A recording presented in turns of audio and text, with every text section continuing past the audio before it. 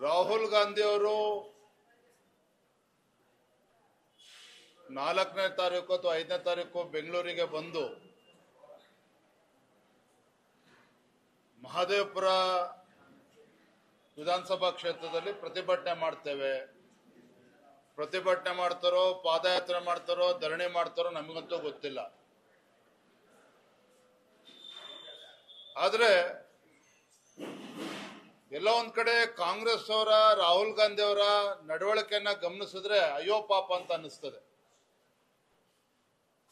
ಕೇಂದ್ರದಲ್ಲಿ ಅಧಿಕಾರಕ್ಕೆ ಬರದೇನೆ ಸೋಲಿನ ಹತಾಶೆಯಲ್ಲಿ ಇರ್ತಕ್ಕಂಥ ಕಾಂಗ್ರೆಸ್ ಪಕ್ಷ ಹೇಗಾದ್ರೂ ಮಾಡಿ ಕೇಂದ್ರದಲ್ಲಿ ಅಧಿಕಾರಕ್ಕೆ ಬರಬೇಕು ಅಂತೇಳಿ ಸಾಕಷ್ಟು ಪ್ರಯತ್ನ ಮಾಡಿದ್ರು ಸಹ ಚುನಾವಣೆಯಲ್ಲಿ ಗೆಲ್ಲೋದಕ್ಕೆ ಸಾಧ್ಯ ಆಗಿಲ್ಲ, ಕೇಂದ್ರದಲ್ಲಿ ಅಧಿಕಾರಕ್ಕೆ ಬರೋದಕ್ಕೆ ಸಾಧ್ಯ ಆಗಿಲ್ಲ. ಹಾಗಾಗಿ ಹೊಸ ಒಂದು ಕಪಟ ನಾಟಕವನ್ನ ಕರ್ನಾಟಕಕ್ಕೆ ಬಂದು ಮಾಡೋದಕ್ಕೆ ಪ್ರಾರಂಭ ಮಾಡಿದ್ದಾರೆ ರಾಹುಲ್ ಗಾಂಧಿ ಅವರು.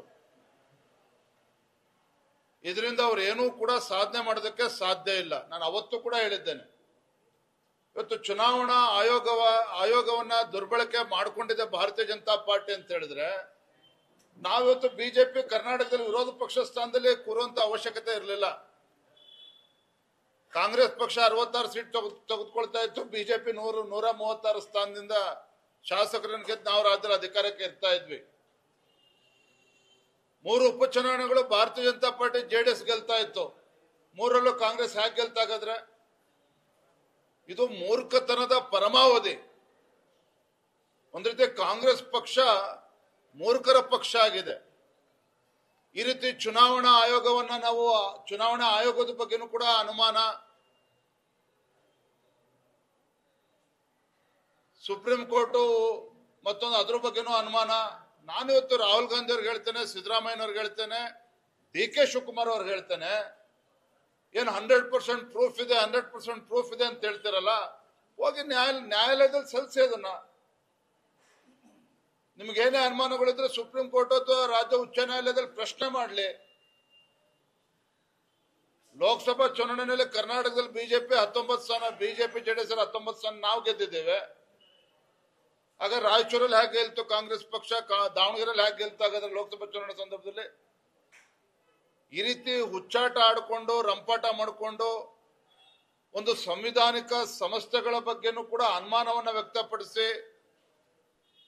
ಇದು ಒಂದು ರೀತಿ ಅಪಾಯಕಾರಿ ಬೆಳವಣಿಗೆ. ನಾನು ಅವತ್ತು ಕೂಡ, ಮೊನ್ನೆನೂ ಕೂಡ ಹೇಳಿದ್ದೇನೆ, ಅಪಾಯಕಾರಿ ಬೆಳವಣಿಗೆ ಇದು. ಈ ರೀತಿ ದೇಶದ ಜನರಲ್ಲಿ, ರಾಜ್ಯದ ಜನರಲ್ಲಿ ಈ ಸಂವಿಧಾನಿಕ ಸಂಸ್ಥೆಗಳ ಬಗ್ಗೆ ಅನುಮಾನವನ್ನ ಮೂಡಿಸ್ತಕ್ಕಂಥ ಕೆಲಸ ಕಾಂಗ್ರೆಸ್ ಪಕ್ಷದವ್ರು ಏನ್ ಮಾಡಕ್ ಹೊರಟಿದಾರಲ್ಲ, ರಾಹುಲ್ ಗಾಂಧಿ ಅವ್ರು ಏನ್ ಮಾಡಕ್ ಹೊರಟಿದಾರಲ್ಲ, ಖಂಡಿತ ಸರಿಯಲ್ಲ. ಇದು ಅಕ್ಷಮ್ಯ ಅಪರಾಧ. ನೋಡ್ತೀವಿ ನಾವು, ಭಾರತೀಯ ಜನತಾ ಪಾರ್ಟಿ ಏನ್ ಕಟ್ಟೆ ಹಾಕ್ತಾರೆ ಬಂದು 4ನೇ ತಾರೀಕು 5ನೇ ತಾರೀಕು ನಾವು ನೋಡ್ತೇವೆ ಅದನ್ನ ಯಾವ ರೀತಿ ನಾವು ಕೂಡ ಕಾರ್ಯತಂತ್ರ ಮಾಡ್ಬೇಕು, ನಾವು ಮಾಡ್ತೇವೆ. ರ್ಯಾಲಿ ಮಾಡ್ತಾರೆ ಅಂತ ಇದೆ ಸರ್, ಮಹದೇವಪುರದಿಂದ ಅಥವಾ ಫ್ರೀಡಂ ಪಾರ್ಕ್ನಿಂದ ಚುನಾವಣಾ ಆಯೋಗದವರೆಗೆ ರ್ಯಾಲಿ ಮಾಡ್ತಾರೆ ಅಂತ. ಎಲ್ಲಿಂದ ರ್ಯಾಲಿ ಮಾಡಿದ್ರು ಕೂಡ ಬೆಂಗಳೂರಿನ ಸಂಚಾರ ವ್ಯವಸ್ಥೆ ಅವ್ಯವಸ್ಥೆ ಆಗುತ್ತೆ, ಜನರಿಗೆ ತೊಂದರೆ ಆಗುತ್ತೆ. ನಿಮ್ಗೆ ರ್ಯಾಲಿಗೆ ಅವಕಾಶ ಕೊಡಲ್ಲ ಸರ್? ಭಾರತೀಯ ಜನತಾ ಪಾರ್ಟಿ ಮುಖ್ಯಮಂತ್ರಿ ಮನೆ ಮುತ್ತಿಗೆ ಹಾಕ್ತೇವೆ ಅಥವಾ ಯಾವ್ದೊಂದು ಹೋರಾಟ ಮಾಡ್ತೇವೆ ರೈತರ ಪರವಾಗಿ ಅಂತ ಹೇಳಿದ್ರೆ ಹೈಕೋರ್ಟ್ ಆರ್ಡರ್ ಕಾಪಿ ತೋರಿಸ್ತಾರೆ ಕಮಿಷನರ್ ಅವರು, ಪೊಲೀಸ್ ಕಮಿಷನರ್ ಅವರು. ಆದ್ರೆ ಸಿದ್ದರಾಮಯ್ಯನವರು ಎಲ್ಲಿಂದ ಎಲ್ಲಿ ಬೇಕಾದ್ರೆ ಪಾದಯಾತ್ರೆ ಮಾಡ್ಬೋದು, ರಾಹುಲ್ ಗಾಂಧಿ ಎಲ್ಲಿಂದ ಬೇಕಾದ್ರೆ ಮೆರವಣಿಗೆ ಮಾಡ್ಬೋದು. ಇದು ಖಂಡಿತ ಸರಿಯಲ್ಲ. ಆ ರೀತಿ ಮೆರವಣಿಗೆ ಮತ್ತೊಂದು ಮಾಡೋದಕ್ಕೆ ನಮಗೊಂದು ಕಾನೂನು, ಅವ್ರಿಗೊಂದು ಕಾನೂನು ಇರೋದಕ್ಕೆ ಸಾಧ್ಯ ಇಲ್ಲ. ಅದಕ್ಕೆ ಅವಕಾಶ ಕೊಟ್ಟು ನಾವು ಅದಕ್ಕೆ ನಾವು ಹೋರಾಟ ಮಾಡೋಕೆ ನಾವು ಬೀದಿಗಳಿಗೆ ಹೋರಾಟ ಮಾಡ್ತೇವೆ. ಅದು ನಮ್ಮನ್ನು ತಡಿತಕ್ಕಂಥ ಕೆಲಸ ಮಾಡಬಾರ್ದು.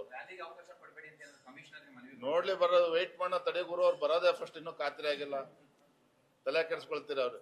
ಏನ್ ರಾಹುಲ್ ಗಾಂಧಿ ಅವ್ರು ನೋಡಿ, ರಾಹುಲ್ ಗಾಂಧಿ ಅವರು ಹತಾಶರಾಗಿದ್ದಾರೆ, ದಿಕ್ತೋಚ್ತಾ ಇಲ್ಲ. ಒಂದ್ ಕಡೆ ನ್ಯಾಷನಲ್ ಹೆರಾಲ್ಡ್ ಕೇಸಲ್ಲಿ ಬೀದಿಗೆ ಬಂದಿದ್ದಾರೆ, ಬೇಲ್ ಮೇಲೆ ಅವರಿದ್ದಾರೆ. ಈ ರೀತಿ ಹತಾಶರಾಗಿ ರಾಹುಲ್ ಗಾಂಧಿ ಅವರು, ಯಾಕೆಂದ್ರೆ ದೇಶದ ಯಾವುದೇ ರಾಜ್ಯಕ್ಕೆ ಹೋದ್ರೂ ಕೂಡ ಅವ್ರಿಗೇನು ಕವಡೆ ಕಾಸಿನ ಕಿಮ್ಮತ್ತಿಲ್ಲ. ಕರ್ನಾಟಕದಲ್ಲಿ ಕಾಂಗ್ರೆಸ್ ಸರ್ಕಾರ ಇದೆ, ಸಿದ್ದರಾಮಯ್ಯ ಮುಖ್ಯಮಂತ್ರಿ ಇದ್ದಾರೆ, ಡಿ.ಕೆ. ಶಿವಕುಮಾರ್ ಇದ್ದಾರೆ. ಇಲ್ಲಿ ಬಂದು ಒಂಚೂರು ಪುಂಗಿ ಬಾರಿಸಂತ ಪ್ರಯತ್ನ ಮಾಡ್ತಾರೆ. ಬರ್ಲಿ, ಬಂದವ್ರು ಹೋರಾಟ ಮಾಡ್ಲಿ, ಅದನ್ನ ಎದುರಿಸ್ತೇವೆ. ಬಿಟ್ಟು ಸಭೆ ಮಾಡ್ತಾ ಇದ್ದಾರೆ, ಶಾಸಕರ ಸಭೆ. ಡಿ.ಕೆ. ಸಿಎಂ ಇಬ್ರು ಇರ್ತಾರೆ ಅಂತ ಹೇಳ್ತಿದ್ರು ಮೊದಲು. ಡಿ.ಕೆ. ಶಿವಕುಮಾರ್ ಆಹ್ವಾನ ಕೊಟ್ಟಿಲ್ಲ, ಸಿಎಂ ಮಾತ್ರ ಸಭೆ ಮಾಡ್ತಾ ಇದ್ದಾರೆ. ಮುಖ್ಯಮಂತ್ರಿಗಳು ಉಪಮುಖ್ಯಮಂತ್ರಿಗಳ ನಡುವೆ ಇವತ್ತೇನು ವ್ಯತ್ಯಾಸಗಳು ತಾವು ನೋಡ್ತಾ ಇದ್ದೀರಿ. ಮೈಸೂರಿನಲ್ಲಿ ನಡೆದಂತ ಕಾಂಗ್ರೆಸ್ ಪಕ್ಷದಲ್ಲ, ಸಿದ್ದರಾಮಯ್ಯನವರ ಸಮಾವೇಶದಲ್ಲಿ, ಸಾಧನಾ ಸಮಾವೇಶದಲ್ಲಿ ಯಾವ ರೀತಿ ಡಿ.ಕೆ. ಶಿವಕುಮಾರ್ ಅವರು ಏಕಾಂಗಿಯಾಗಿ ವೇದಿಕೆ ಬಿಟ್ಟು ನಡೆದು ಹೋಗಿರ್ತಕ್ಕಂಥ ತಾವು ನೋಡಿದಿರಿ. ರಾತ್ರೋರಾತ್ರಿ ಡೆಲ್ಲಿಗೆ ಹೋದ್ರು. ಒಟ್ಟಾರೆಯಾಗಿ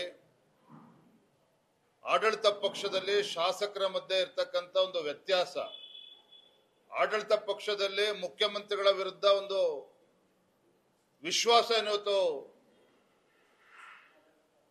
ಕಳೆದೋಗಿದೆ.